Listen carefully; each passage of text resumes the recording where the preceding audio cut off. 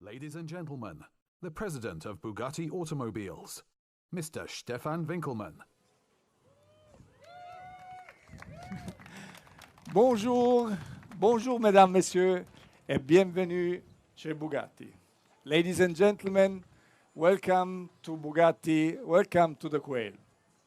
When I joined Bugatti January 2018, so last year, together with the team, we decided to have two new products coming up each and every year.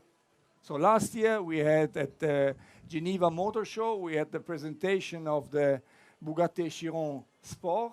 And then here at the Quail, we had the world premiere of the Bugatti Divo.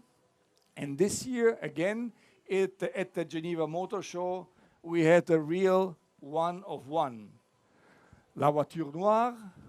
And for us, this is the pinnacle of the automotive industry. We call it automotive haute couture. So what's next? What's coming after the Bugatti Divo and La Voiture Noire? But well, I tackled the team and they accepted the challenge, and the result, in my opinion, is wonderful. And now have a look at the car.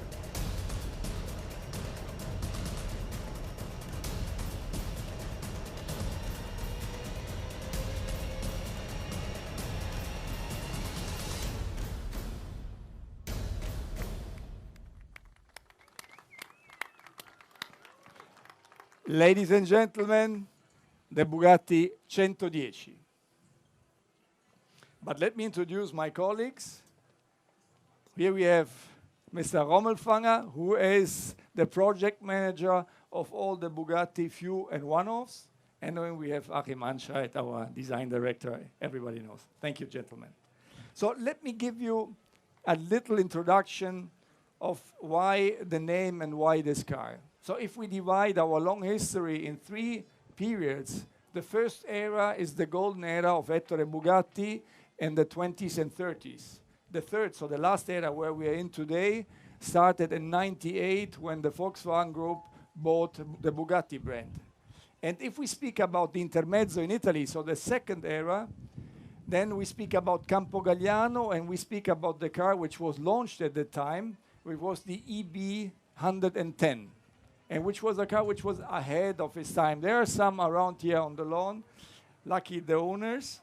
And I have to say that Centodieci is Italian and stands for 110. So the inspiration is coming from the EB 110, but also Centodieci stands for us because this year we are celebrating our 110th anniversary, so it's very important to have this name on one of our cars. But let's have a closer look at the car. The car has an 8-liter capacity engine with 16 cylinders, and it has 1,600 horsepower, which is leading to an incredible weight-to-power ratio of just 1.1 kilos. And this is something which is exceptional.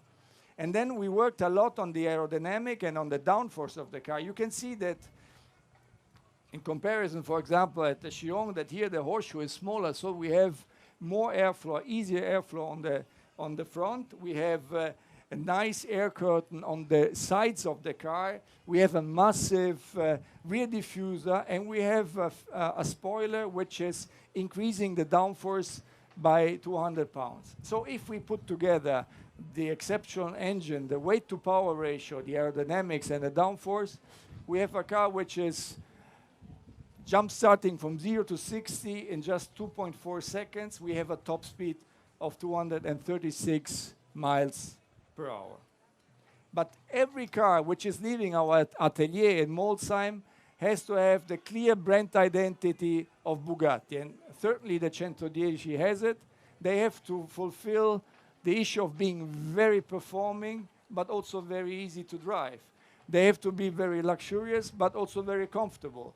They have to be elegant, and they have to have a design which is going to be timeless. And if we speak about the design here, you see elements, and if you compare them with the EB 110s on the lawn, you will see it. We have those elements here, but we also have the clear reference of all the Bugattis, with the horseshoe in the front, with the center line, with the Bugatti lines on the side. And Mesdames, Messieurs, I have to say that we are only going to build 10 of these beautiful cars. The price is 8 million euro net, and the cars are all sold. And yes, they're all sold. Ladies and gentlemen, for me, it's clear that we have to continue to work very hard on the future of our brand and our company. Always keeping in mind, if comparable, it is no longer Bugatti.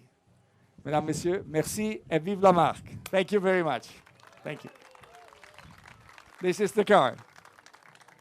So you see, for me as a chief designer Bugatti, my main job when we do an homage project is not to get stuck in a retro direction, but making translations that find a win-win situation with technical development that is challenging on a package of a Chiron, translating it and still creating a reminiscence that looks modern in terms of the car that we're quoting. I think the inspiration leads back to 3 items, I would say. One is obviously the car, the EB110 SS at the time.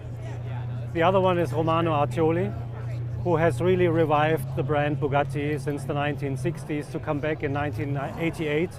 And thirdly, and as a designer I have to say, I very much admire the work of the designer of the car, EB110. If we start at the rear of the car, you see a very direct translation in a modern interpretation. If you look at the rear end of EB110, it's a very graphical look, no? These pill shapes, very geometric. We translated that onto this car, but not literally. We inverted that whole theme, and the whole area in the back there is like a breathing chimney for the engine compartment. When you look towards the front of the car, yes, you see a reminiscence to the EB110 by a smaller horseshoe. Not as small as it is on the original car and quite a bit more three-dimensional, but not as big as on the Chiron either. And you see that the Macaron logo is sitting outside of the horseshoe, more on top. You see a much more slanted nose, which benefits for aerodynamic development in the end. And you also see an evolution from the EB110 headlights that were state-of-the-art at the time, but now we have much more modern technology with less space for the headlights that creates a much more modern look and a modern translation as an homage project starting from the EB110 facial graphic.